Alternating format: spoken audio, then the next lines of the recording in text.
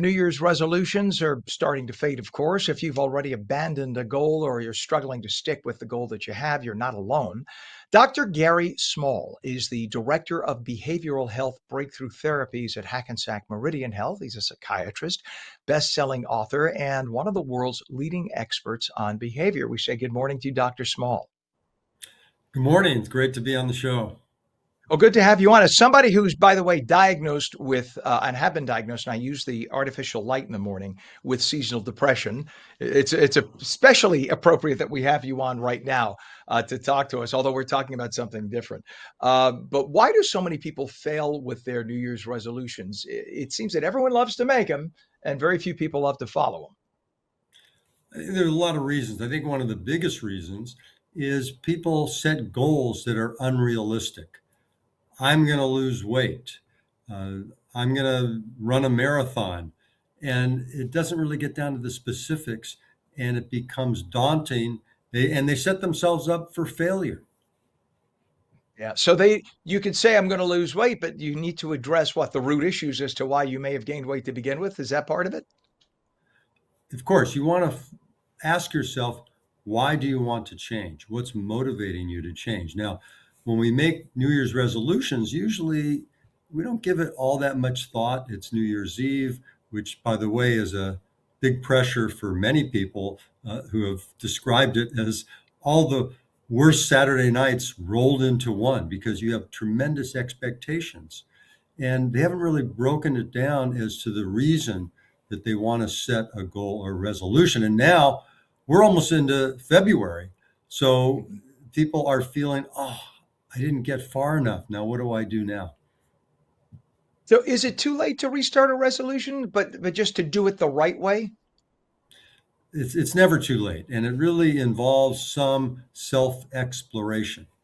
Let's say your goal is to have better health, that you're concerned you're gaining weight, and it may affect your heart health, your metabolic health, your brain health.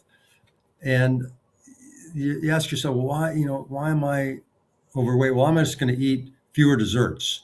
Or you haven't even thought that much. I'm going to eat less food. And then you find you're really hungry. You haven't broken it down into baby steps of how you're going to get there.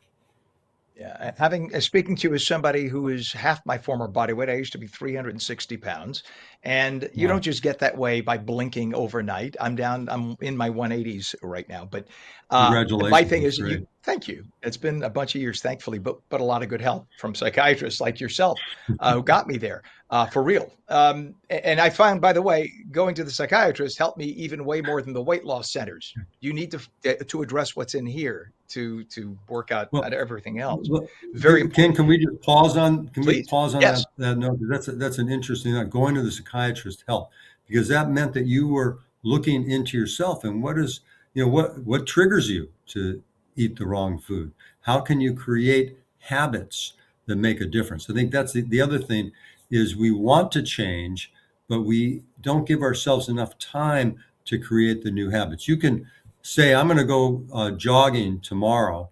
And great, you jog tomorrow, but what about the next day? How are you going to do it Mhm. there? How can you break it down so it becomes easy and fits in with your current lifestyle?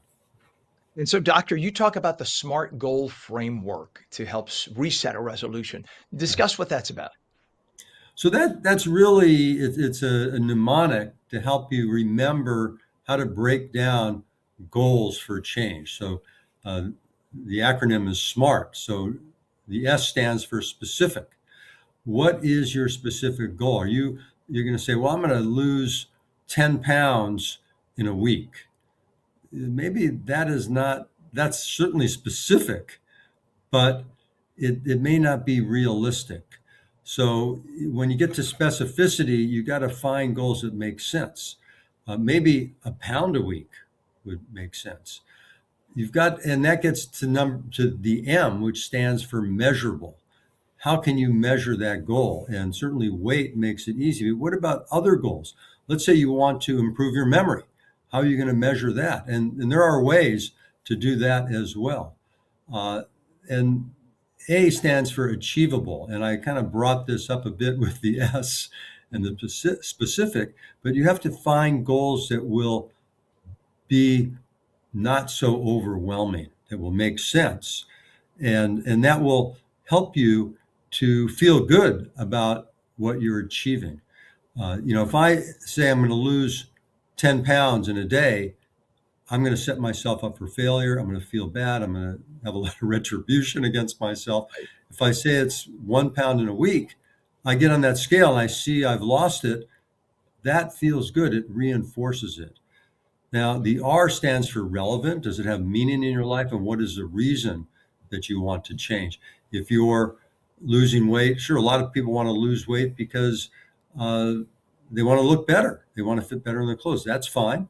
Or maybe you want to lose weight because of health reasons. So get clear with how it's relevant and meaningful for your life. And then the T stands for time bound. So you have the measurable outcome, but you also have a time bound goal.